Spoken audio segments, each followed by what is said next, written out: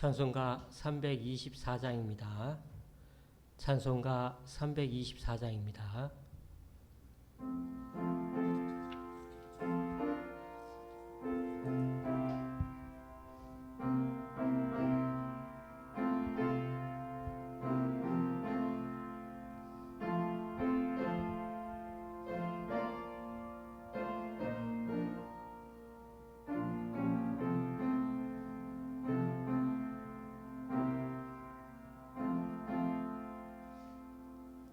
예수 너를 오라 하네.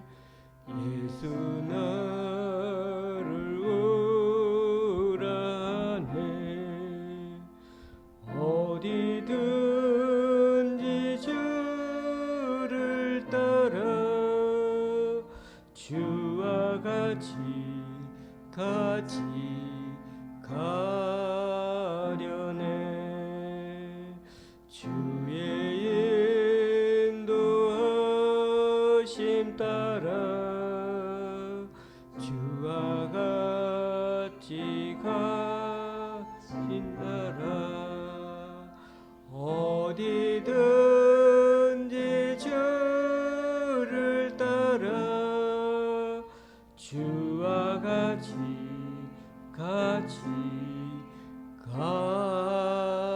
가려네.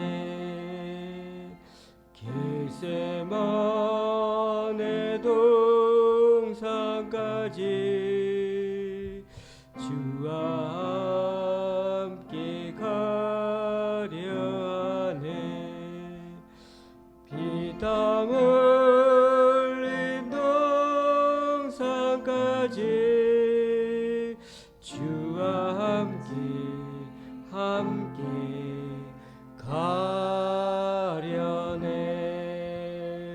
주의 인도하심 따라 주의 인도하심 따라 어디든지 주를 따라 주와 같이 가려네. 심판하실 자리까지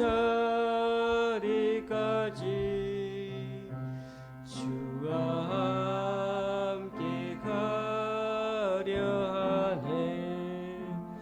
심판하실 자리까지 주와 함께 가려네. 주의 인도하심 따라 주의 인도하심 따라 어디든지 주를 따라 주와 같이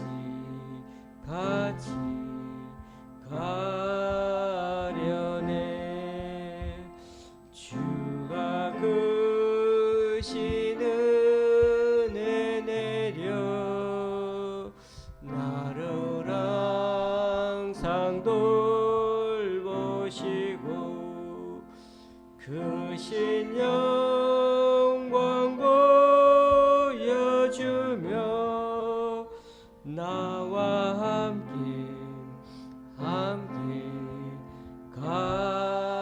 가시네. 주의 인도하심 따라 주의 인도하심 따라 어디든지 주를 따라 주와 같이 가려네.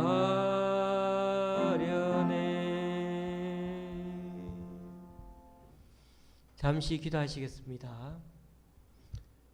하나님, 오늘도 저희들을 우리 각자의 삶 속에서 주님 말씀을 듣고 무엇보다 하나님을 예배할 수 있게 하여 주시니 감사합니다. 우리들의 한 주간의 삶도 주님께서 지금까지 지켜와 주셨듯이 앞으로도 남은 3일간의 삶도 주님께 의지하며 살아가는 우리들이 되기를 원합니다. 세상은 여전히 코로나 상황 가운데 벗어나질 못하고 오늘도 또 어제 2,000명이 넘는 확진자가 발생하여 또 긴장 가운데 있습니다.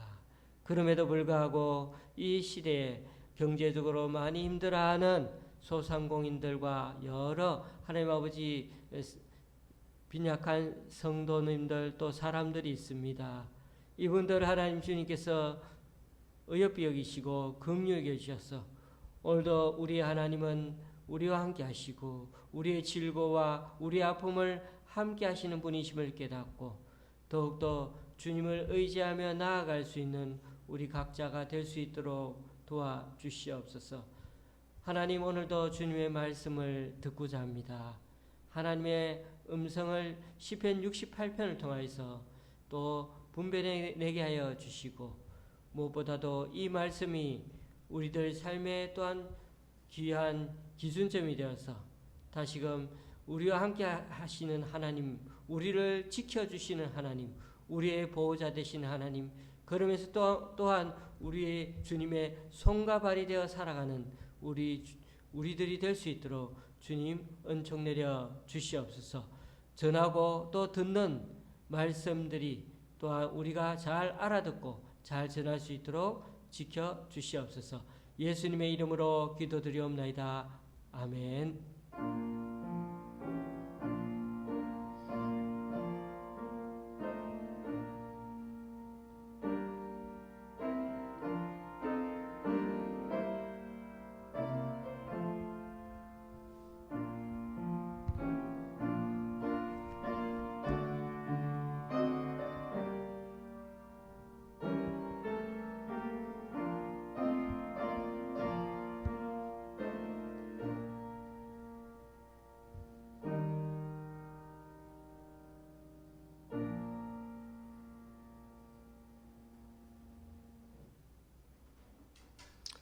오늘 말씀은 시편 68편 19절에서 35절까지 말씀입니다.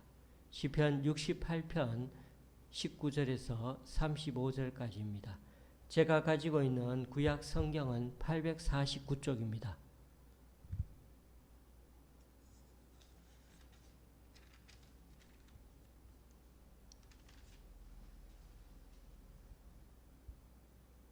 시편 68편 19절에서 35절까지 말씀이 조금 깁니다마는 제가 또박또박 읽어보도록 하겠습니다. 날마다 우리 짐을 지시는 주 곧 우리의 구원이신 하나님을 찬송할지로다. 셀라. 하나님은 우리에게 구원의 하나님이시라. 사망에서 벗어남은 주 여호와로 말미암거니와 그의 원수들의 머리 곧 죄를 짓고 다니는 자의 정수리는 하나님이 쳐서 깨뜨리시리로다. 주께서 말씀하시기를 내가 그들을 바산에서 돌아오게 하며 바다 깊은 곳에서 도로 나오게 하고 내가 그들을 심히 치고 그들의 피에 내 발을 잠그게 하며 내 집에 개의 혀로 내 원수들에게서 제 분깃을 얻게 하리라 하시도다. 하나님이여 그들이 주께서 행차하심을 보았으니 곧 나의 하나님 나의 왕이 성소로 행차하시는 것이라. 솟구치는 처녀들 중에서 노래 부르는 자들은 앞서고 악기를 연주하는 자들은 뒤따르 나이다. 이스라엘의 근원에서 나온 너희여 대회 중에 하나님 곧 주를 송축할지어다. 거기에는 그들을 주관하는 작은 베냐민과 유다의 고관과 그들의 무리와 스불론의 고관과 납달리의 고관이 있도다. 내 하나님이 너희 힘을 명령하셨도다. 하나님이여 우리를 위하여 행하신 것을 경고하게 하소서. 예루살렘에 있는 주의 전을 위하여 왕들이 주께 예물을 드리리이다. 갈밭의 들짐승과 수소의 무리와 만민의 송아지를 꾸짖으시고 은조각을 발 아래에 밟으소서. 그가 전쟁을 즐기는 백성을 흩으셨도다. 고관들은 애굽에서 나오고 구스인은 하나님을 향하여 그 손을 신속히 들리로다. 땅의 왕국들아 하나님께 노래하고 주께 찬송할지어다. 셀라. 옛적 하늘들의 하늘을 타신 자에게 찬송하라. 주께서 그 소리를 내시니 웅장한 소리로다. 너희는 하나님께 능력을 돌릴지어다. 그의 위엄이 이스라엘 위에 있고 그의 능력이 구름 속에 있도다. 하나님이여 위엄을 성소에서 나타내시나이다. 이스라엘의 하나님은 그의 백성에게 힘과 능력을 주시나니 하나님을 찬송할지어다. 아멘. 어제는 큐티 본문이 68편이었습니다. 68편 중에도 전반부였고 오늘은 후반부의 말씀을 보려고 합니다. 전반부는 하나님이 과거의 은혜를 베푸신 것들이 오늘을 사는 우리에게도 여전히 현재에도 은혜를 베푸시는 증거가 된다고 말씀드렸습니다. 이스라엘 백성이 광야같이 악조건 속에서도 멸망하지 않고 하나님이 약속하신 땅까지 끝내 도착할 수 있었던 것은 하나님이 40년 내내 그렇게 먹을 양식을 공급하여 주셨을 뿐 아니라 그들보다 늘 앞서가셔 직접 대적을 물리쳐 주셨기 때문이라는 겁니다. 그런 점에서 시인이 떠올리는 하나님의 이미지는 억울한 일을 당한 자들의 보호자여 또 연약한 자들을 돌봐주시는 아버지 상입니다. 이처럼 주님은 악인에게 고통당하던 약자들을 끝까지 보호하고 변호해 주십니다. 때로는 우리가 생각하기에 너무 많은 시간이 걸리는 것 같아도 그럼에도 하나님은 외로움과 괴로움에 거친 인생 광야 가운데 사는 당신의 자녀들을 앞으로도 아름답고 영광스러운 존재로 세워 가실 것입니다. 오늘 본문은 후반부 말씀인데요. 19절 말씀은 신앙생활을 열심히 하신 분들이라면 잘 아는 말씀이죠. 그래서 암송하며 마음의 위로를 참 많이 받아왔습니다. 날마다 우리 짐을 지시는 주, 곧 우리의 구원이신 하나님. 내가 지고 있는 인생의 무게가 버겁게 느껴질 때마다 정말 이 구절을 되뇌어보면 나를 향한 하나님의 긍휼과 인자하심이 새롭게 느껴지곤 했습니다. 여기서 하나님을 우리의 짐을 져주시는 분이라고 표현하고 있습니다.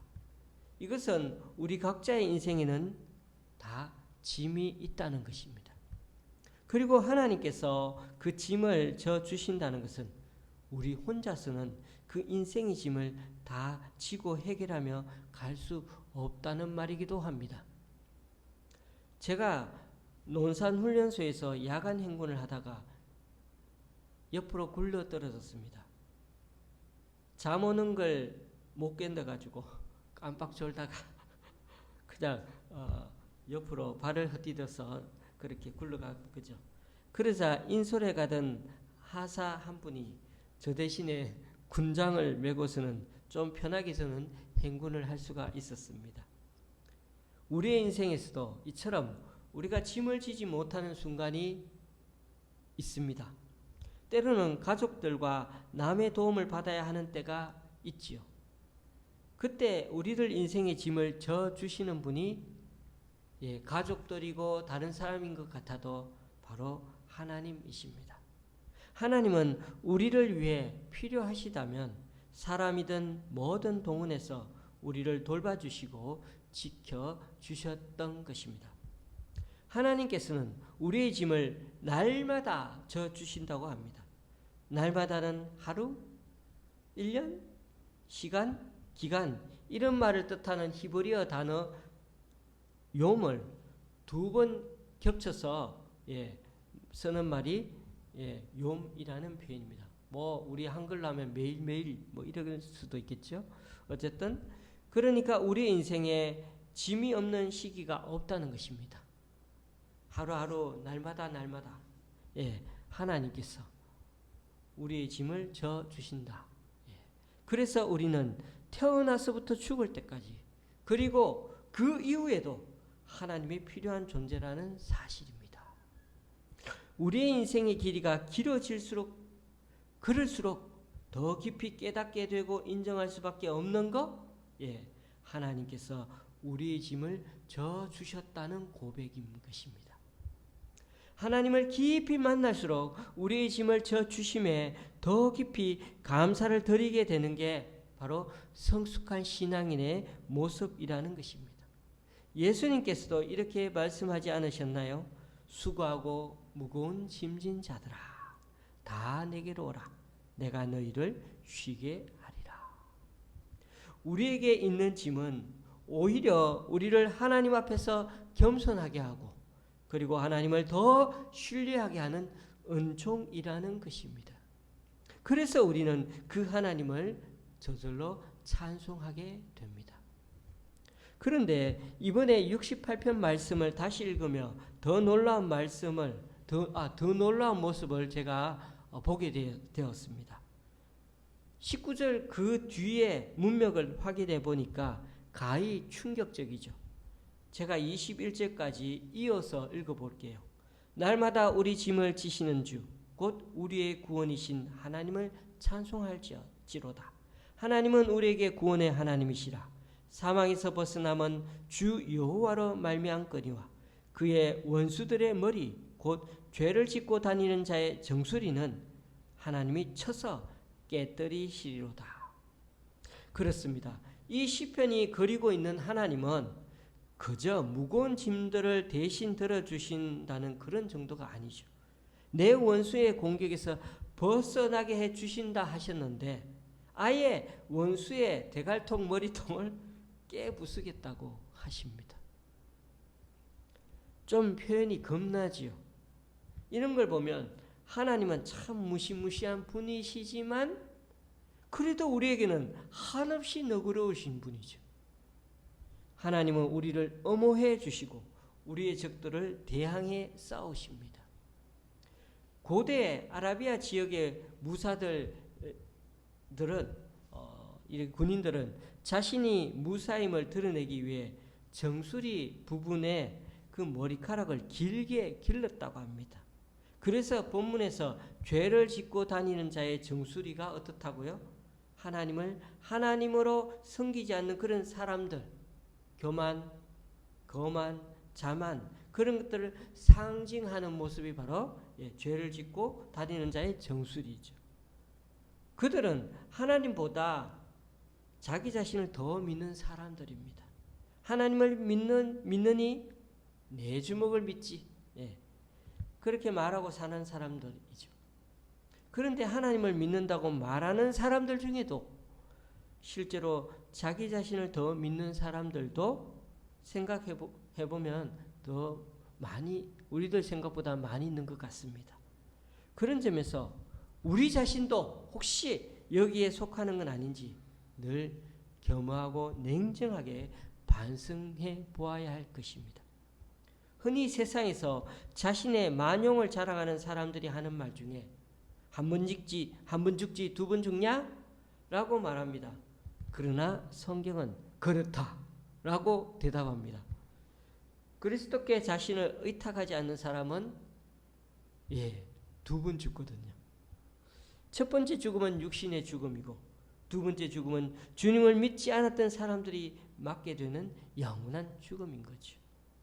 그러므로 우리가 목숨이 붙어있는 한 우리를 구원하시는 하나님께 자신을 온전히 맡기는 길이야말로 참 지혜인 것입니다. 그런 점에서 시인은 전투하시는 전사의 하나님을 묘사하기 위해 다양한 그림을 펼쳐 보입니다. 여러분, 전쟁은 리얼하고 또 결과는 어떻습니까? 참혹하죠.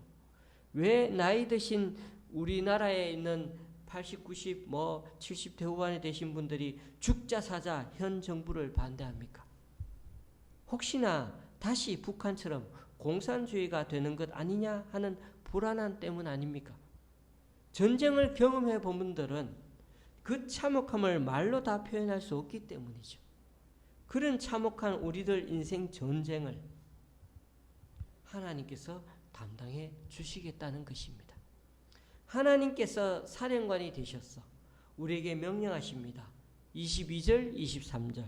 주께서 말씀하시기를 내가 그들을 바산에서 돌아오게 하며 바다 깊은 곳에서 도로 나오게 하고 네가 그들을 심히 치고 그들의 피에 내 발을 잠그게 하며 내 집에 개의 혀로 내 원수들에게서 제 분깃을 얻게 하리라 하시도다. 하나님께서는 원수, 즉 죄를 짓고 다니는 사람들을 바산에서 데려오고 바다 깊은 곳에서도 끌어넣으실 거라고 하십니다. 전반부의 어제 말씀에도 나왔지만은 바산은 요단강 동편에 있는 산맥 이름입니다. 그러니까 팔레스타인 땅에서 가장 높고 험한 지역이 바로 이 지역입니다.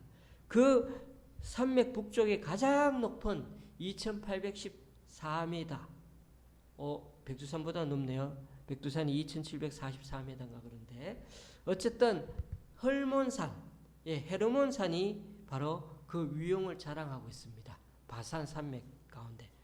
그곳은 산이 험해서 도망다니는 사람들의 최고의 은신처로 그렇게 여겨졌다고 합니다. 그래서 하나님을 대적하는 원수들도 거기에 딱 숨어 있었던 것으로 보여집니다.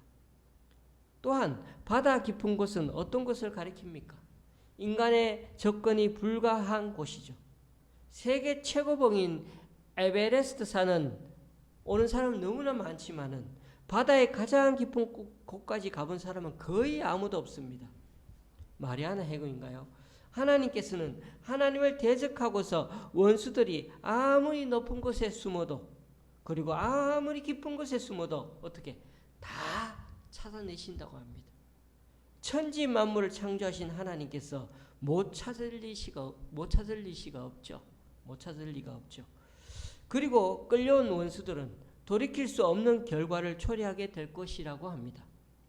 주의 백성들이 원수들의 피로 발을 씻고 개들이 그 피를 핥게 될 거라고 하십니다. 그만큼 어떻게 비참한 결과를 맞이하게 될 것이고 하나님께 등을 돌린 삶을 살지 말라고 아주 강력한 메시지를 전하고 있습니다. 우리가 잘 아는 대로 하나님을 대적하던 여인 이세벨이 생각나죠. 바알과 아세라 신을 숭배하면서 하나님의 선지자들을 그렇게 핍박하던 그녀였지만 엘리야 선지자의 말 그대로 들개들이 그녀의 시체들을 실제로 뜯어먹는 처참한 죽음을 당하게 되지 않았습니까? 22절에 보면 하나님께서 그 원수들을 매복 장소에서 끄집어내신 후에 이스라엘에게 던져주며 공격하게 하십니다. 승리를 하게 하되 이스라엘이 그냥 압승하게 만드십니다.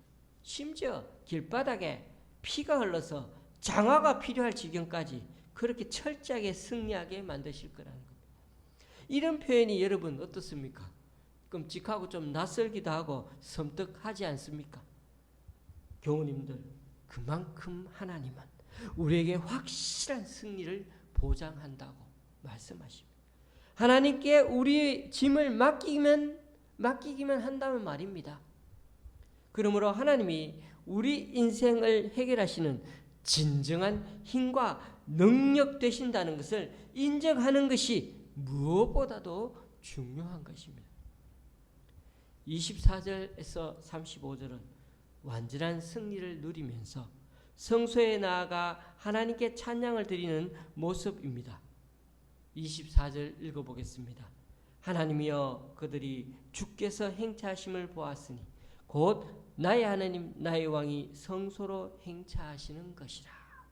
다윗은 행차하시는 그 하나님의 이름을 하나님 그냥 그만 부르지 않고 나의 하나님 나의 왕 그렇게 고백합니다. 다윗은 하나님을 부를 때 언제나 1인칭을 사용해서 부르고 있지 않습니까? 전지전능하신 하나님이 자신의 하나님이라고 고백하지 않습니까? 그렇습니다. 하나님이 어떤 분으로 인식하고 고백하느냐에 따라서 그렇습니다. 삶은 삶은 천장지로 차이가 납니다. 엄청 차이 난다는 거죠. 천지 차이로 차이가 납니다. 하나님을 완전하시고 크신 분으로 인식하면 할수록 하나님을 신뢰하려고 하게 되지 않겠습니까? 그러나 반면에 하나님의 크고 능하신 분이신 것을 자신의 삶으로는 인정하지 못하면 자신의 인생을 자신이 더 책임지려고 하고 하나님은 그저 잠시 필요할 때만 와서 도와주시는 분으로만 생각하게 될 것입니다. 그렇습니다. 크신 하나님인가요? 하나님을 크게 생각하고 있는 것입니까? 예, 크신 하나님을 우리는 바라볼 줄 알아야 합니다. 교우님들, 우리가 애원하면은 그제야 손을 내밀거나 가까스로 목숨만 그렇게 연명해 줄 정도로 우리를 관여해 주시는 그런 분이 아닙니다. 하나님은 우리가 기도를 내뱉기도 전에 응답하시고 무거운 짐이라도 아무리 무거운 짐이라도 넉넉히 져주시는 참 좋으신 분이십니다. 그러니까 하나님은 우리를 구원하기 위해 능동적으로 그리고 주도적으로 일하고 계시는 분이십니다. 우리가 요청해서가 아니라 하나님께서 직접 나서신다는 것입니다. 우리 인생을 우리가 주도해 가는 게 아니라 우리 인생을 하나님께 맡게 한다는 것입니다. 내가 주님을 따라가야 하는데 자꾸만 반대로 하려고 하는 게 우리 인간들의 모습은 아닙니까? 그러므로 우리는 사람이 가진 힘과 능력의 권한이 다 하나님께 있음을 인정해야 합니다. 그래서 오늘 제가 카톡에다가 하나님과 친한 것이 가장 큰 힘이다 라고 그렇게 인용한 말을 올렸습니다. 다윗은 하나님을 나의 왕이라고 고백합니다. 지금 이스라엘을 다스리는 사람은 다윗 자신입니다. 하지만 다윗은 자신이 아니라 하나님의 왕이라고 계속 얘기하고 있습니다. 그것은 하나님께서 이스라엘을 다스려 가는데 자신도 그 신하 중 하나임을 고백하고 있는 것입니다. 대리자라는 것입니다. 자기가 실제로 통치자 왕처럼 해도 되는데 하나님이 왕이시다고 굳이 이렇게 마음 다해 고백하는 것 사실 쉬운 일이 아닙니다. 우리 자신이 어떤지를 돌아보면 알지 않습니까? 나의 인생의 중요한 결정을 정말 하나님께 내놓고 하나님 뜻대로 결정하며 살아갈 때가 더 많습니까? 아니면 그 반대입니까? 다윗은 늘 하나님의 임재 장소인 성소로 달려가서 먼저 하나님의 말씀을 듣는 귀, 순종하는 마음이 있었던 것입니다. 여러분, 다윗은 일국의 왕이기도 했지만 탁월한 음악가요 연주자였습니다. 그래서 누구보다 예수를 알고 흥을 담아서 하나님을 찬양할 줄 아는 진짜 멋을 아는 사람이었습니다. 그는 하나님을 찬양할 때 찬양팀, 연주팀, 워십팀 등을 구성해서 공연하는 것처럼 그렇게 하나님을 멋있게 찬양할 줄 아는 마음 다해 준비해서 찬양할 줄 아는 신앙인이었습니다. 25절에서 27절 말씀을 제가 또 읽어봅니다. 소고치는 처녀들 중에서 노래 부르는 자들은 앞서고 악기를 연주하는 자들은 뒤따르나이다. 이스라엘의 근원에서 나온 너희여 대회 중에 하나님 곧 주를 송축할지어다. 거기에는 그들을 주관하는 작은 베냐민과 유다의 고관과 그들의 무리와 스불론의 고관과 납달리의 고관이 있도다. 하나님께서 성소에 임재하는 모습을 딱 보면서 이스라엘 백성들이 다 같이 하나님께 찬양을 드립니다. 소고치는 처녀들이 노래를 부르며 악기를 연주하고 있다는 것은 어제의 말씀에도 나왔지만은 아주 큰 사건을 목격했거나 전쟁에서 이기고 돌아온 군인들을 격려할 때 다 여인들이 노래를 거기 가가지고 다 도열해서 노래를 불렀습니다. 어떻게 보면 지금의 카프레이드와 비슷할 것 같습니다. 이스라엘 자손들이 출애굽을 하며 홍해를 건넜을 때 모세의 누이 미리암을 비롯한 여인들이 기뻐하며 노래를 했고 다윗이 블레셋을 물리치고서 막 돌아왔을 때 여인들이 춤추며 노래하였습니다. 여러분, 이런 장면들을 우리는 잘 이렇게 어떤 기분인지를 잘 상상이 안 가는데 옛날에는 군인들이 전쟁터에 나가면은 남아있는 사람들은 뭘 했을까요? 하루 온종일 손에 일이 안 잡히고 초조하게 전쟁 소식을 기다리고 있었습니다. 전쟁에 패배했다 그러면 어떨까요? 다 다들 울면서 보따리를 싸서 도망갈 준비를 해야 합니다. 절체절명의 순간 아닙니까? 반대로 전쟁에 이겼다는 소식이 들리면요, 다들 군들 맞이하려고 온통 난리가 납니다. 그러니 지금의 분위기도 이런 상황에서 이해할 필요가 있습니다. 하나님께서 성소에 임재하심을 확인하고서 여인들이 노래를 불렀다는 것은 그만큼 큰 사건이라는 의미입니다. 이 찬양에 부른 사람들이 네 지파에 속한 사람들이라고 언급하고 있죠. 베냐민, 유다, 스불론, 납달리. 이스라엘의 12지파 중에서 왜 딱 요 네 지파만 그러지? 나머지는 찬양에 동참하지 않았다는 거야가 아니라 베냐민과 유다는 남쪽 지역을 차지한 지파였고 스불론과 납달리는 북쪽을 대표하는 지파입니다. 그러니 성소에 하나님께서 임재하신 이 사건은 남과 북을 망라하고 온 이스라엘이 찬양할 정도로 큰 사건이라는 것입니다. 우리는 하나님을 찬양할 때 가사와 음표에 집중할 때가 많습니다. 맞습니다. 틀리지 않게 정확하게 부르는 게 맞습니다. 하지만 찬양의 가장 중요한 요소인 하나님을 찬양하는 마음은 어디에 가 있는지가 더 중요할 것입니다. 그러므로 예배 시에는 무엇보다 좀 가사와 음이 가끔 틀릴지언정 마음 다해 하나님을 찬양하려는 태도가 가장 중요한 것입니다. 오늘 시편 68편은 이렇게 마무리가 됩니다. 34절 35절 너희는 하나님께 능력을 돌릴지어다. 그의 위엄이 이스라엘 위에 있고 그의 능력이 구름 속에 있도다. 하나님이여 위엄을 성소에서 나타내시나이다. 이스라엘의 하나님은 그의 백성에게 힘과 능력을 주시나니 하나님을 찬송할지어다. 앞으로도 이스라엘에게 승리를 주실 하나님을 여기서 찬송하고 있지 않습니까? 우리가 살아가면서 마음에 새기고 또 새겨 놓아야 하는 것은 하나님께서 자기 백성에게 힘과 능력을 주시는 분위기에 우리가 할 수 있는 무엇이 있다면 그것은 하나님께서 우리에게 주셨기 때문이라는 사실입니다. 이 부분을 착각하지 말아야 하나님을 찬양하고 마지막까지 하나님께 영광 돌릴 수 있는 것입니다. 교우님들, 우리에게 다른 사람은 할 수 없는 재능이 있습니까?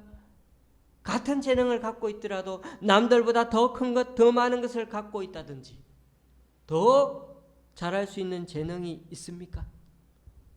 그건 역시 내 속에서 생긴 것이 아니라 하나님께서 주신 것임을 절대 잊지 말아야겠습니다.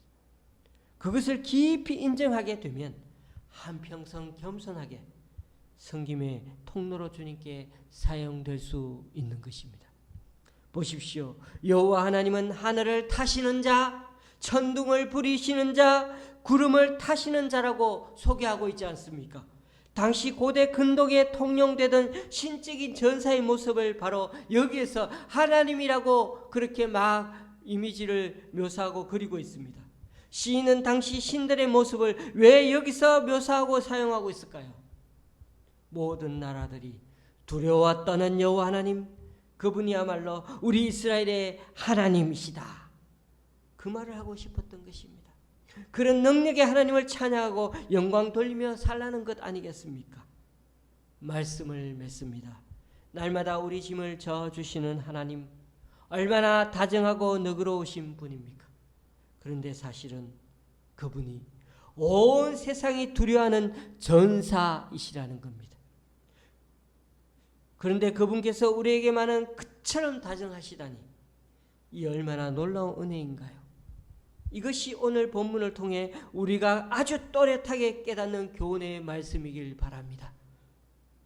우리가 지금의 모습으로 살아갈 수 있는 것은 하나님께서 우리의 짐을 날마다 달마다 순간마다 대신 져 주셨기 때문이라고, 그것을 말씀을 통해서 늘 우리에게 임재해 주시고 늘 우리를 위해서 깨닫게 해주시는 그 하나님 계시라는 것을 우리는 깊이 오늘 깨달을 수 있기를 바랍니다.